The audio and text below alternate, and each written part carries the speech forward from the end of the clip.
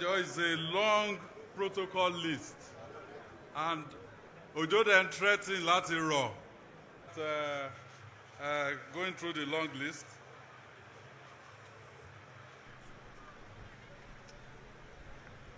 Baba mi, His Imperial Majesty Rashidi Adewolu Ladoja Arusa the First.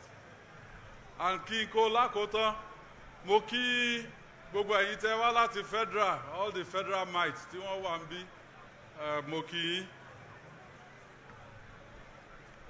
It is a great honor Rashidi Adewolu Ladoja Arusa the First as the 44th Olubadan of Ibadan land. I say congratulations to sons and daughters of Ibadan land at home and in diaspora. Tẹ́bá wo gbogbo crowd tari and even coming from the airport, the excitement. Ó ṣe pé we must uphold our tradition. And I also want to say that today, all challenges associated with Ibadan Traditional Institution is now over and behind us.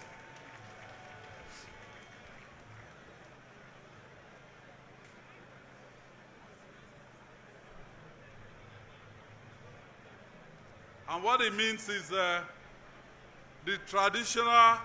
succession, the process is now sacrosanct. We know everything about that succession. So, Jamo, Daddy, ṣé ẹ ti rí bí kí n wọ ìlẹ̀kẹ̀ àbí kí ni wá sí ibi tá a ti jẹ Olubadan? Ẹ mọ̀ pé I was here láti ṣe coronation fún 42nd, 43rd, and this is 44th. But mo wọ ìlẹ̀kẹ̀ lénìí torí pé ẹ wá pè mí lọ́tùn bàmọ́, ẹ wá pè mí lóyè, ọmọ ọba ni kẹ́ wá pè mí sí. Makinde sọ̀rọ̀ ẹnu ẹ, ayé òní mú ẹ sí, múni kì í má tẹ́gùn. Sọ̀rọ̀ ẹnu ẹ, ayé òní mú ẹ sí. So I join. Well, let me also say this. History was literally made today. The president landed at Ibadan Airport, the first wide-bodied aircraft ever to land in Ibadan Airport. So ìgbà kábíyèsí, ó ti bẹ̀rẹ̀ sí ní máa tù wá lára àbí kò tí bẹ̀rẹ̀? A ti ṣí airport tuntun. Tinubu ṣé wọn náà ṣó ń gbọ́. Ọmọ lọ́dọ̀ọ̀dẹ, olódòdẹ. A ti ṣí airport o. So I join Oyo State government, sons and daughters of Ibadan land,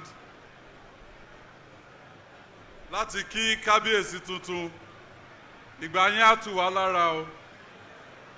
Your time will bring peace, progress, and prosperity to Ibadan land and to Oyo State. Thank you and God bless you. Bàbá ti dé Tanzania yìí o.